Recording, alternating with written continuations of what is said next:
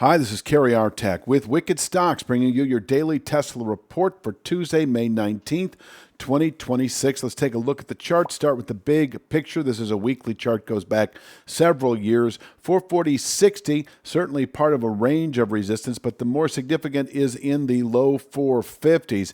In any event, it was the testing of this structure we'd mentioned as a target within 2 to 3 months of testing 349.97. And now that we've tested 444.60, there is the very real possibility we could fall back over the next month or two into the 349.97 area and climbing. I've been mentioning how we could trade inside this band for the next few months, perhaps. We've come off of this resistance area pretty well. We're also using, of course, and this is the weekly chart, 453.29 to 453.91, combination channel resistance, able to contain buying through next week and even through June, and once again below which, what is now at 349.97 and climbing, considered a 1 to 2 month target. Of course, on the way down, we do have 381.49. That is not to be ignored, but there is a rising channel bottom we've been telling you about at 400.57 today, and we just might see this today. It is a meaningful downward continuation point to 349.97. If we were to close below 400.57, I do think we've got a good high for the month of May. And by the end of June, possibly by the end of May, we see the 349.97 as likely. On a intraday basis, I've got two soft levels, 422 and 432.86. I think if we close today above 422 even, that's a gap close. If we close above it, we probably have a good low for the day.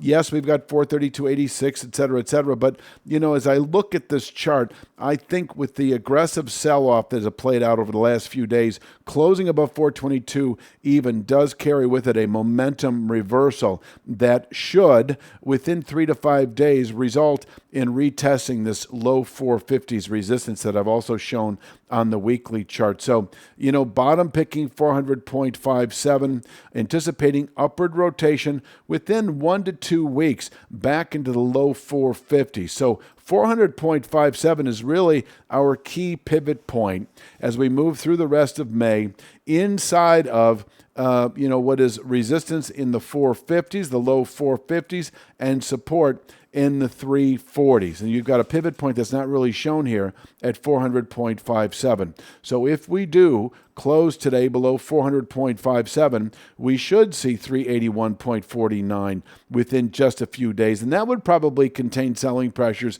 for the rest of the week. It is that former descending channel top that held nicely several weeks ago until we took it out about 3 weeks ago.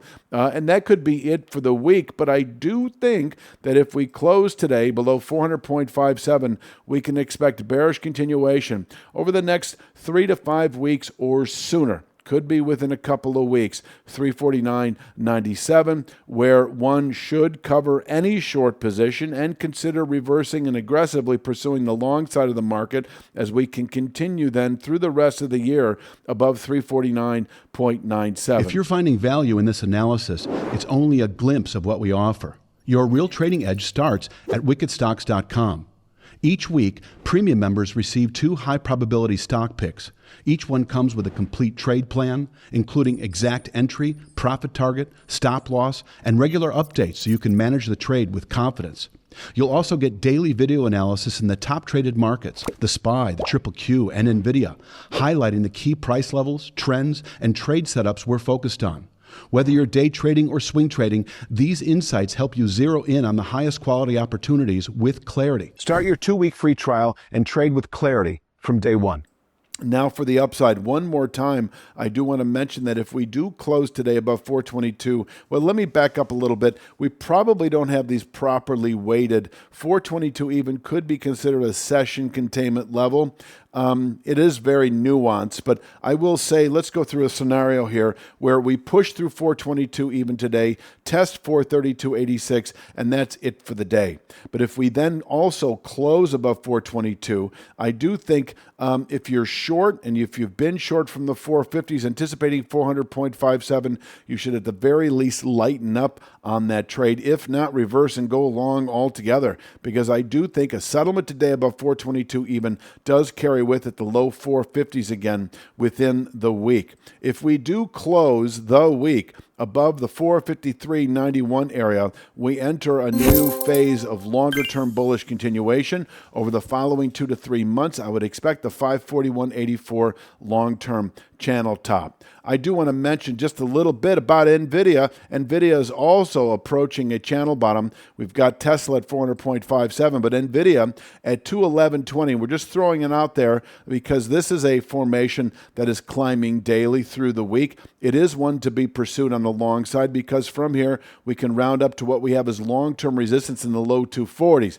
But if we close below 211.20 today in Nvidia, once again, this is a structure that is climbing through the week. If we close below this structure, we do see 193.97, which is a long-term support level, not really properly shown here because you can't appreciate the fact that it is a channel top that spanned about 3 or 4 months at the time, and we did close above it in April. That set off a buy signal into the low 240s. We got up to 236 and change last week and fell away. So 211.20 to be pursued on the long side for Nvidia as we move through the rest of May. From here, we can round up into the 240s within 2 to 3 weeks. And inversely, if we close below 211.20, 193.97. Now, these are just Tuesday's levels. By Thursday, Friday, it'll be climbing into the 214, 216 area.